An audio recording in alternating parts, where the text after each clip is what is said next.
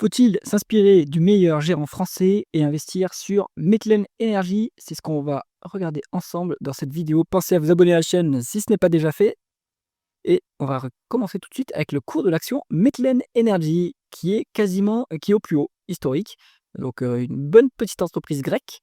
Quelque chose qui vous conforte un peu aussi dans l'utilisation de mes screeners, c'est que c'est un dossier qui est sorti dans mon screener value grec, hein, si vous l'avez regardé dans enfin, précédemment dans les publications que j'ai faites auparavant.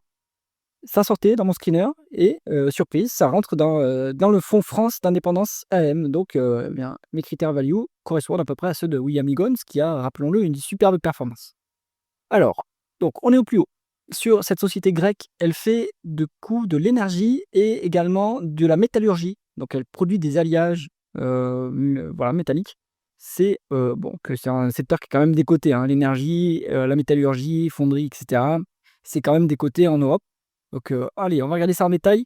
On est sur 7,8% de croissance du chiffre d'affaires en médiane sur la période étudiée, ce qui est pas mal, hein. Maintenant, il y a eu un fort rattrapage avec la période inflationniste de 2022. Un peu de décroissance quand même, hein, en 2023, donc attention, là, c'est moins de 12, moins de 13%. Ici, c'est combien? 140%. Mais je pense que là, il y a eu un changement de périmètre, hein, c'est ce qu'on voit ici d'ailleurs. Acquisition, tac. Ça a bien boosté. Non, vu la market cap, non, ça n'a rien fait. Donc là, il faut aller voir en détail ce qui s'est passé, hein. Ils ont pu monter énormément leur prix, apparemment. Ici, un peu de décroissance en 2023, mais on a vu le comparable était très très difficile. Et on revient en croissance en 2024 à 3,5%, ce qui me semble être la croissance organique de ce secteur, hein. Donc c'est pas trop mal. Donc pas vraiment d'acquisition à signaler en fait, on a 58 millions. Donc plutôt croissance organique. On va regarder les taux de marge. On subit la variation des matières premières sur ce secteur, hein, donc on n'a aucun pouvoir sur les prix. Donc les marges sont forcément cycliques, hein. Donc ce qu'on voit ici, taux de marge brut, en fait ce qu'on va plutôt regarder, c'est est-ce que le taux de marge d'EBITDA colle bien au taux de marge brut, et en fait très bien même. Donc excellente efficience opérationnelle, ça c'est bien. Et taux de marge net, il suit à peu près les mêmes variations. On est sur un niveau qui est relativement élevé, hein, 10,8% sur une extraction de minerais. L'énergie, bon après c'est vrai que dans l'énergie, les marges sont quand même relativement élevées, hein, puisque c'est quand même très profitable comme activité. Bon, en tout cas loin de la médiane à 7%. Sur les taux de marge, moi je trouve qu'on est sur une société qui est qualitative, mais qui opèrent dans une industrie pas très qualitative en soi, mais ils sont quand même, à mon avis, dans le meilleur du secteur. Donc ça, c'est très bien. On regarde maintenant la conversion des bénéfices nets en free cash flow. Aïe, là, c'est le drame. Donc là, il s'est passé quelque chose. Les free cash flow là sont désastreux en fait, hein. Il y a pas de Alors si on zoome un petit peu, ouais, sur les quelques années qui sont passées là, on a eu un vrai problème sur les free cash flow. Donc qu'est-ce qui s'est passé? On va regarder ça. Si on se met les free cash flow en 12 mois glissants, ouais, on a eu ici en 2023 et 2024, on publie des free cash flow négatifs, hein. Donc à quoi c'est dû? On va regarder ça. Est-ce que c'est une dépense en capital qui est importante par rapport, ouais, alors énorme dépense en capital. Qu'est-ce qui justifie cela, en fait? Pourquoi est-ce que le management investit autant? Est-ce qu'il y a une énorme opportunité? Il faut creuser, mais par rapport aux dépréciations amortissements, ils ont fait quand même 8 000 de plus de dépenses en capital, en cumulé. Donc là, ça me pose vraiment question, à creuser.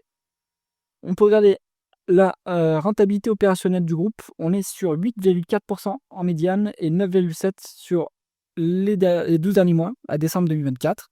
Donc bonne rentabilité. On est supérieur à la croissance organique. Donc normalement, ça doit aider ensuite à se désendetter, à rendre du cash aux actionnaires. On va faire des acquisitions si tout ne passe pas en dépenses en capital. Là, ça semble passer en dépenses en capital. Donc pourtant, il n'y a pas trop de croissance. Ça, c'est un point à aller creuser de votre côté pour comprendre ce qui se passe. Alors, on regarde maintenant l'endettement. Ah oui, alors la dette est montée en flèche, hein.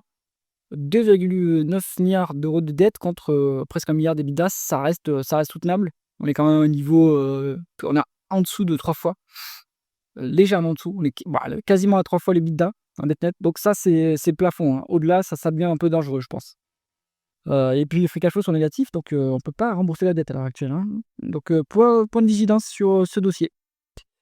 On continue avec les dividendes, le rendement actionnaire. Donc de toute façon, dividende payé à crédit. Pourquoi est-ce qu'on verse un dividende alors qu'on n'a pas de free cash flow? Point d'interrogation. Mais ça donne quand même un rendement de l'actionnaire qui est à 4%, mais donc qui n'est pas soutenable. La valorisation maintenant, on va regarder ce qui se passe. Alors on était sur 6,5 en médiane. À l'heure actuelle, on est sur 9. Donc il y a pas de décote et on sort un peu de ma zone value qui est à 7. Donc 50% surcoté. Bon, bah, conclusion du dossier Metlen Energy. Je suis un peu surpris que ça soit dans le fonds Indépendance AM, mais je ne sais pas depuis combien de temps. Je n'y ai pas vu dans le reporting précédent.